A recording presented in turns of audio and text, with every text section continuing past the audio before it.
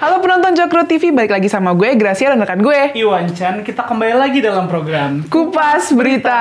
Seperti biasa, acara Kupas Berita ini ngebahas berita-berita yang lagi heboh nih. Kita bakal pilih berita yang menarik dan kita bahas bareng-bareng. Kalian juga bisa nimbrung di komentar di bawah ya. Oke, masuk ke berita pertama nih, Gra. Ada berita kalau Lembaga Perlindungan Saksi dan Korban atau LPSK nih siap ngasih perlindungan ke David nih, yang dianiaya sama mantan anak pejabat kemarin, si Mario Dendi.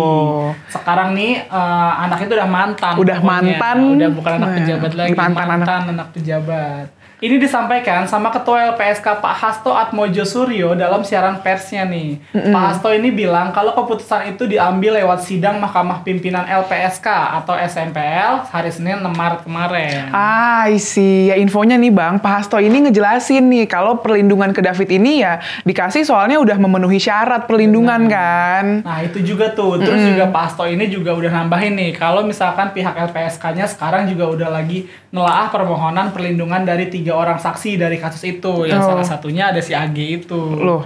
Gitu, itu pacarnya Mario yang sekarang tuh udah jadi tersangka juga. Aduh, tapi ya Bang, kok si AG ini memohon perlindungan bukannya ikutan ya? Nah itu juga tuh Gra, nggak tahu juga tuh soalnya nih Gra, Dirkrimum Polda Metro Jaya Kombes Hengki Haryadi tuh bilang kalau Mario Dendi ini emang udah punya niat jahat buat nganiaya David.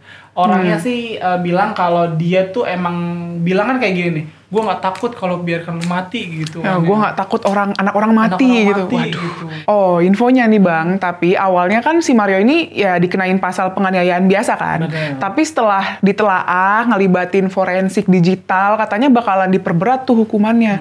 Soalnya pihak kepolisian nemuin fakta-fakta baru. Waduh. Fakta baru. Emang kasus ini emang ribet banget ya Gra ya. Ini dari awal tuh udah kelihatan banget nih, emang nggak beres nih kan. Mulai dari mobil Rubicon yang ganti plat nomor. Terusnya sampai status AG yang dulu simpang siur jadinya apa sekarang apa. Wah ribet deh pokoknya deh. Nah, untungnya sih ya sekarang udah mulai jelas kan faktanya, bahkan bapaknya si Mario ini sekarang lagi diubek-ubek gitu kan sama KPK, sama PPATK gitu kan. Ya, kita serahin aja lah semuanya sama proses hukum lah gitu kan. Ya kalau nanti ada yang janggal ya pasti rame-rame bakal dibongkar. The power of netizen. Yang namanya juga the power of netizen ya. Iya. Nggak bisa nggak bisa dilawan lah. Intinya nih menurut gue ya, kasus yang udah rame ini ya jangan aneh-aneh lah gitu loh. Karena netizen ini bakal teriak semua nantinya gitu. Makanya mau ada backingan apapun, siapapun, proses hukum ya harus transparan. Nah, harus itu berjalan, dia. Gitu. Yang penting ya semua pelaku ya harus dapat balasan lah. Kasihan banget kan kalau ngelihat, aduh gue lihat tuh SG-nya yang di korban itu kayak duh, jadi ya jangan berdalih aneh-aneh lah. Hak korban itu buat dapetin keadilan tuh diutamain pasti. Kasihan juga, nggak tega gue ngelihatnya. Ya semoga aja nih David segera lekas pulih ya, lekas sembuh juga, terus dapat memulai kehidupan yang baru lagi. Ya kita doakan aja yang terbaik buat David. Bener banget. David. Amin. Oke, kita masuk ke berita selanjutnya nih Bang. Ada berita kalau fotografer Darwis Triadi nih numpahin unek-uneknya nih di sosmed. Katanya turis asing di Bali ini yang langgar aturan sampai ya dia buat petisi tuh cuman karena ayam berkokok gitu. Begajulan lah dia tuh. Ya terus ya di samping itu gue sempat juga tuh lihat tuh di FYP Seliweran tuh di TikTok kan. Jadi bule kayak nonton di 21 gitu. Tapi kakinya tuh ini nggak sopan naik-naik ke kursi gitu kan. Terus ya apalah ya masih banyak lagi lah. Terus ya Bang, nah di akun IG-nya ini dia bahkan nyolek sejumlah instansi hukum buat bisa bergerak nindak para bule yang begajulan ini di Bali gitu. Tulisannya gini nih, melihat kelakuan turis asing yang berada di Bali rasanya kepala jadi mendidih gitu.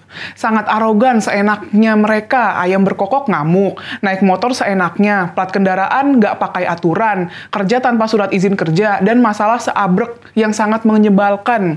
Saatnya Polri, imigrasi, dan instansi terkait bertindak, harus disikat.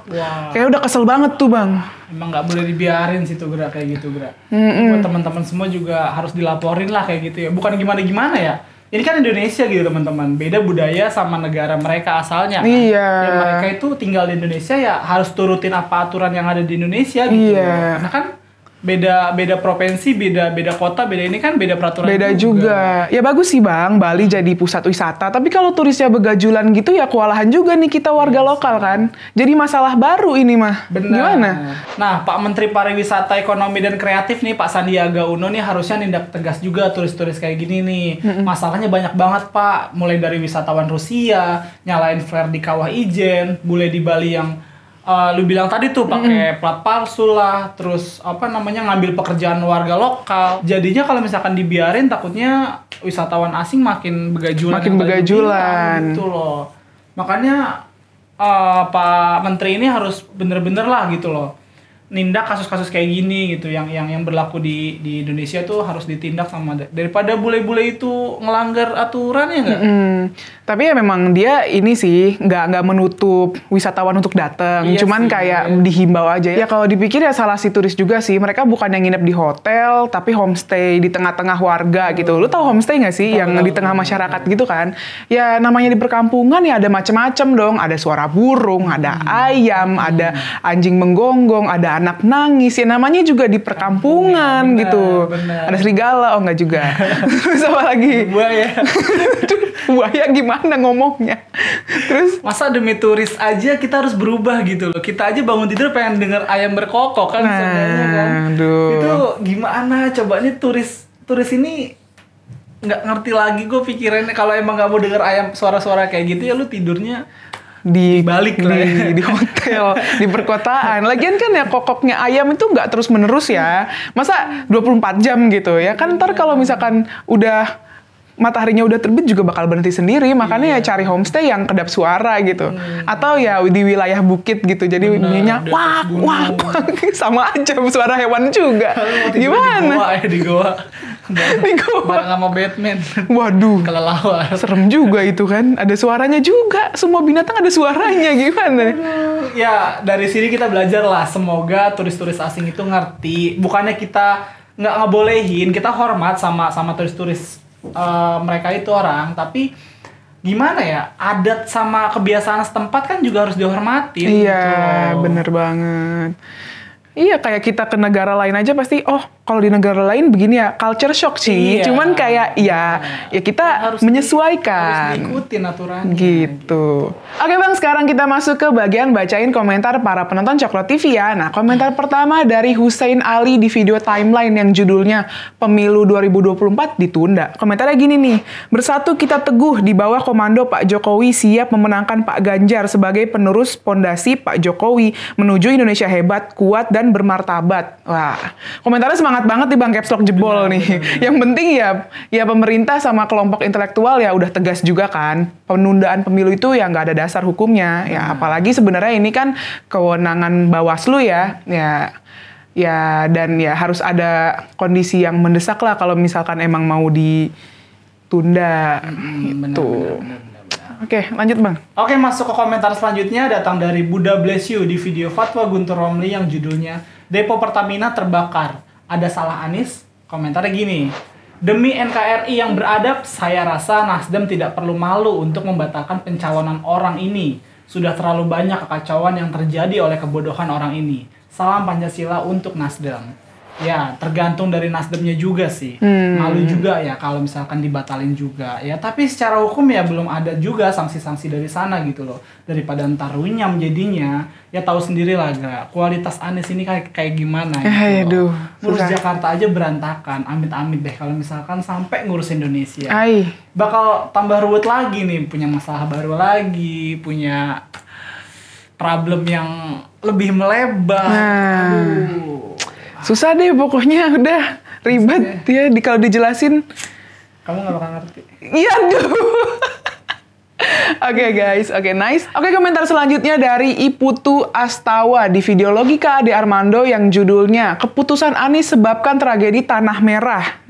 Komentarnya gini nih, untuk dipahami bersama bagaimana mungkin tanah milik Pertamina atau BUMN diberi IMB tanpa persetujuan pemilik. Hanya karena pimpinan daerah bertindak sewenang-wenang. Bahan renungan ke depan bagi kita. Terima kasih Bang Ade. Emang ngeselin sih, tapi ya alasannya sih ya demi kemanusiaan dan seterusnya gitu. Tapi ya akhirnya ya malah Pertamina yang ngalah gitu kan. Ya padahal kan pemerintah dari awal harus tegas gitu.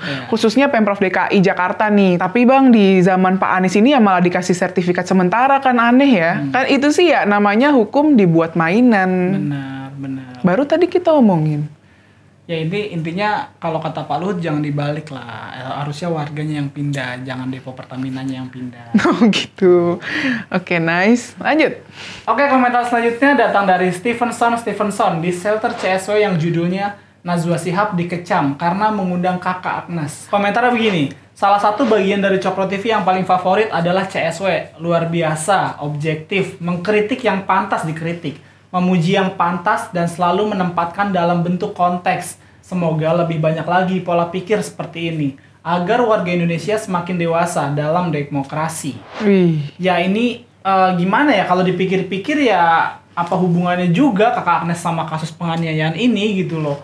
Ya yang bersangkutan aja kan nggak ada di tempat gitu, terus nyerocos di media dia mau cerita-cerita kronologi yang ternyata tuh emang adenya yang punya cerita, tapi dia seolah-olah tahu kejadiannya gitu loh. Jadi bingung juga nih sama Mbak Najwa nih, tujuannya apa ngundang kakak Agnes gitu kan. Pusing gue nih. Pusing, ibarat kayak lu yang punya cerita tapi gue yang jelasin gitu. Makanya, aduh, harusnya dari pihak korbannya coba didatengin, jangan dari pihak pelaku. Ya buat nutupin kasus kan Nggak ada yang tahu. Bener banget. Oke, mungkin itu aja beberapa komentar yang menarik nih yang ada di channel Cokro TV. Jangan lupa like, comment, subscribe channel ini. Stay tune terus di program kita di Kupas Berita. Bye-bye.